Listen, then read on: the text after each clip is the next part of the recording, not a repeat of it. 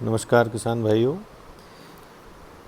मैं आलोक दीक्षित आज पुनः अपने जय श्री लक्ष्मी किसान सर्विस यूट्यूब चैनल के माध्यम से आप सभी किसान भाइयों को सोयाबीन में आने वाली समस्याओं के विषय में जानकारी देना चाह रहा हूँ, जैसे कीट प्रबंधन, रोग प्रबंधन एवं पौध पोषण।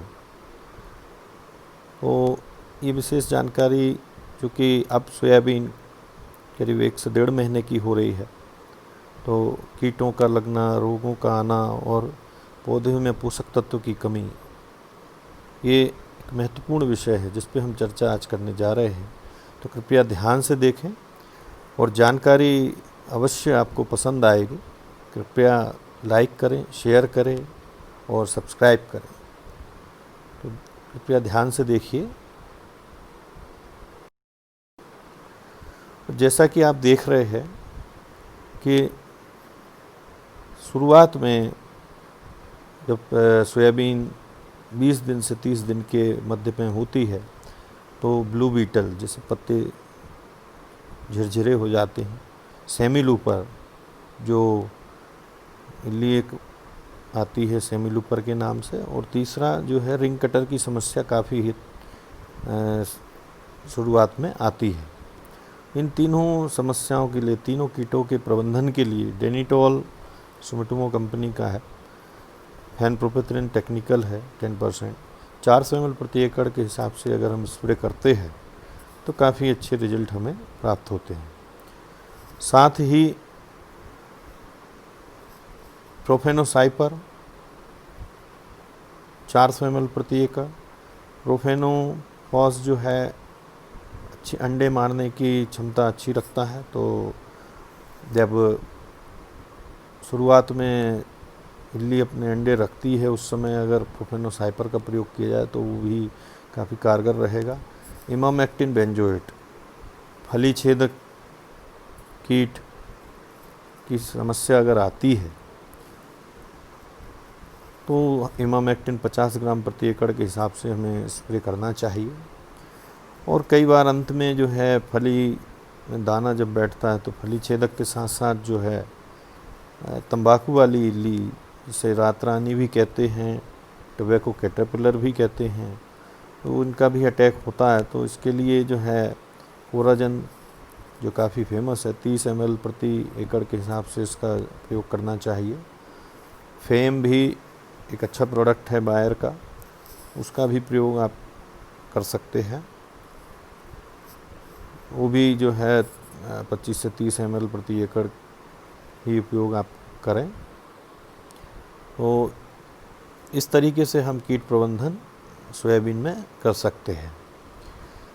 फिर हम रोग प्रबंधन की बात करते हैं तो प्रायः सोयाबीन में कोई बहुत ज़्यादा रोग की समस्या तो नहीं आती, बट फिर भी रस्ट की समस्या भी पिछले कई सालों से देखने को मिल रही है। अल्टरनेरिया लीफ स्पॉट भी एक मुख्य समस्या में शामिल है, और एंथ्रेक्नोज।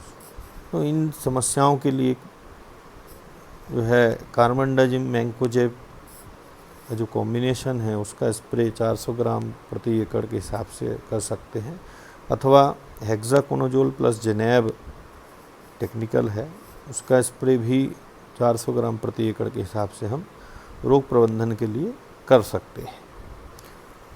साथ ही अंत में जो पौध पोषण एक महत्वपूर्ण विषय है जिस पे किसान भाइयों का ध्यान कम ही जाता है।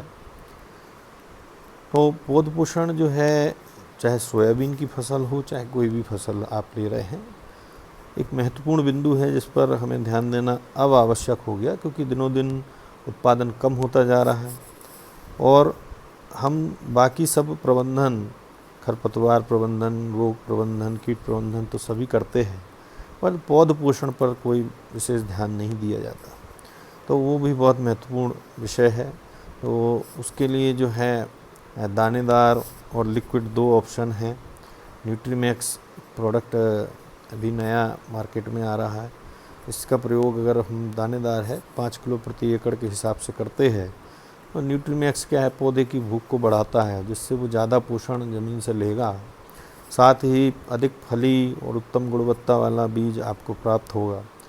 प्रकाश संश्लेषण क्रिया को भी बढ़ा देता है क्योंकि हरापन बढ़ जाता है, जिससे उपज अधिक प्राप्त होगी।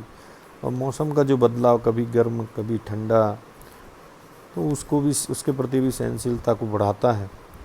और जो भी आप उर्वरक देते हैं या खाद देते हैं उसका भी प्रयोग 100% करवाने की क्षमता रखता है। तो 5 किलो प्रति एकड़ न्यूट्रीमैक्स अगर हम उपयोग करते हैं तो उत्पादन निश्चित रूप से 10 से 15% हमें बढ़कर ही प्राप्त होगा। दूसरा प्रोडक्ट है एक्सीलेंस। एक्सीलेंस जब फली में दाने भरने के समय अगर हम प्रयोग करते हैं तो दाने का साइज, दाने की चमक, दाने का वजन, उस पर काम विशेष रूप से करता है।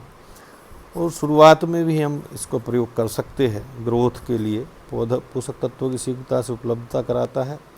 अधिक ओजपूर्ण वनस्पतिक वृद्धि के लिए प्रयोग किया जा सकता है।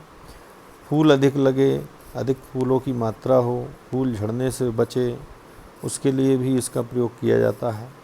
और अधिक उत्पादन प्राप्त हो, उसके लिए हम एक्सीलेंस का उपयोग कर सकते हैं। 300 ml प्रति एकड़ इसका प्रयोग किया जाए तो काफ़ी अच्छे रिजल्ट किसान भाई प्राप्त कर सकते हैं। उत्पादन भी उतना ही महत्वपूर्ण है जितना फसल को कीटों से बचाना। तो पौध पोषण भी एक महत्वपूर्ण बिंदु है, इस पर आप अवश्य ध्यान दें। साथ ही किसान भाइयों, इस चैनल को आप सब्सक्राइब करें, लाइक करें और शेयर करें जानकारी। तो बहुत बहुत धन्यवाद। नमस्कार।